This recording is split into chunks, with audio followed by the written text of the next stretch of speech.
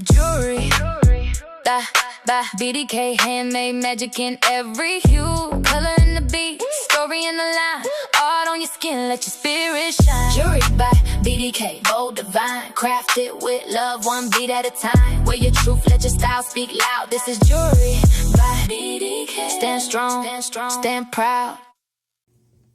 So what I was doing is I had to go through here and clean out my work studio. And because I had to clean out the work studio, that means you take the opportunity to start moving stuff around. You start readjusting things, you throw some things out, you move some things in. And I said, you know what? Let me go ahead and see if I can set the camera up a different way on my table since I'm going to be cleaning some stuff out. So in this video, this is the new angle. So I'm not really sure if I'm going to keep doing this angle or not.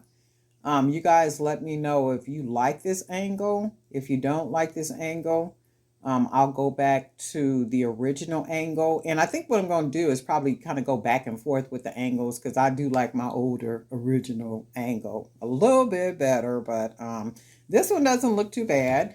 So what I tried to do was kind of fix up my little table right here, fix my little space up, add a little character to, to the backdrop, to the scenery and stuff. So here I am making a stretch bracelet because I hand painted some beads, and I hand painted those beads to make them look like cow print beads. And I'm going to go ahead and match them with some glass beads. And I also made some charms, some of the hand painted wood charms.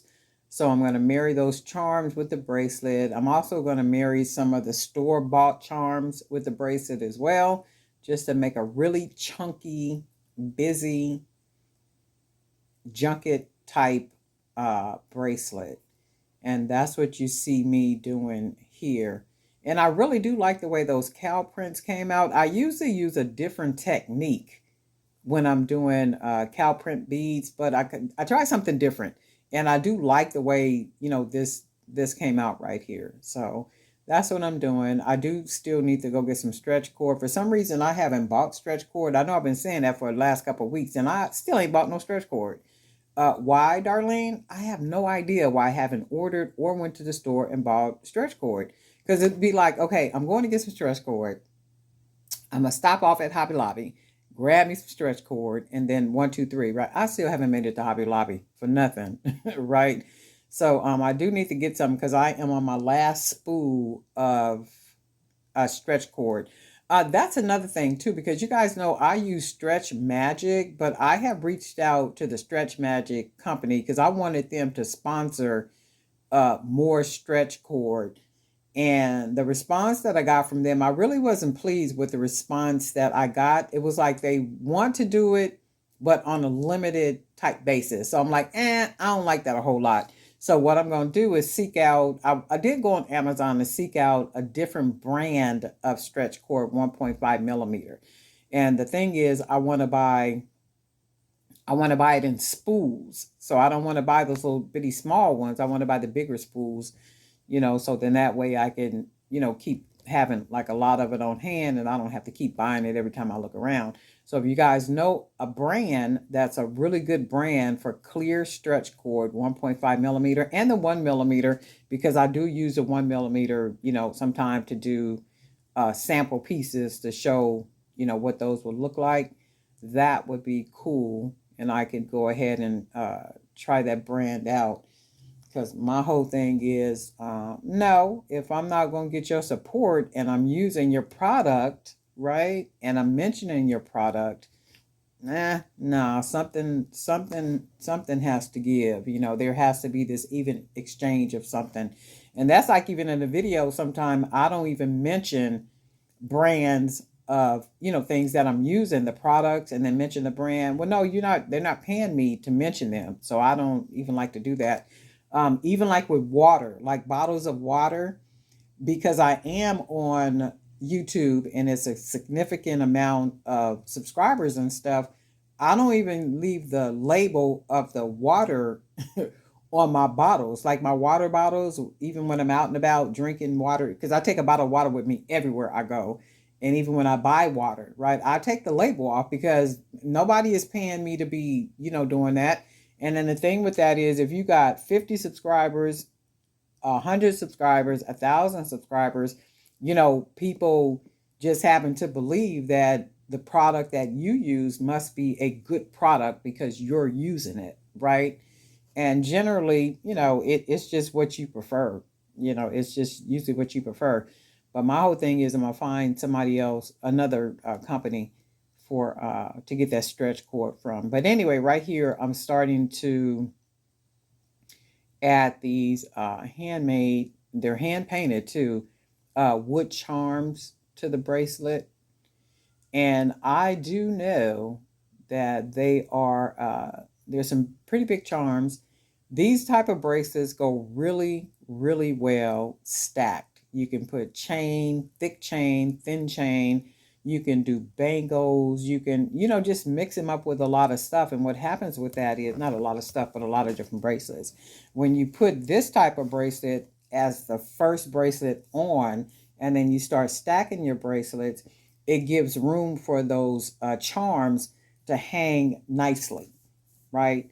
But or you could do it as the first one if you want to, but I generally will make it the last one, and then you have the other bracelets under it, and then those charms hang really, really pretty, and in alignment with the bracelet. And I do know to some people this may not be functional. It may be too much. Then that only means that you're not the market for this type of jewelry. And you best believe there is a market for this type of jewelry. There's a market for it. Believe me when I tell you that. I have went to, what's today? Today is Thursday, right? I went to some market that they had recently. So I think I told you guys that I like to walk around the different markets and see what people are selling. I like to see the type of jewelry that's being made. I like to see the different techniques that are being applied to the jewelry and all that good stuff. So as I'm walking around, I'm looking at the jewelry. And I say this all the time, people are making the same that the next person is making. They may use a different color. They may use a different, it may be leather instead of suede. It may be nylon, but everybody is using the same type of beads and the same type, style. And I get it. I get it. It's almost like trendy. So because it's trendy, people think that, oh, okay, well, this is what's trending, so I'm going to make money off of it. And a lot of times, people don't. And I'm just looking, and it was a lot of people. The foot traffic was like really nice foot traffic, but then you had some people that didn't have anybody at their table. But then you had another person that had where their table was just jam packed. You know why? Because they had the same jewelry that others had, but they also had something different.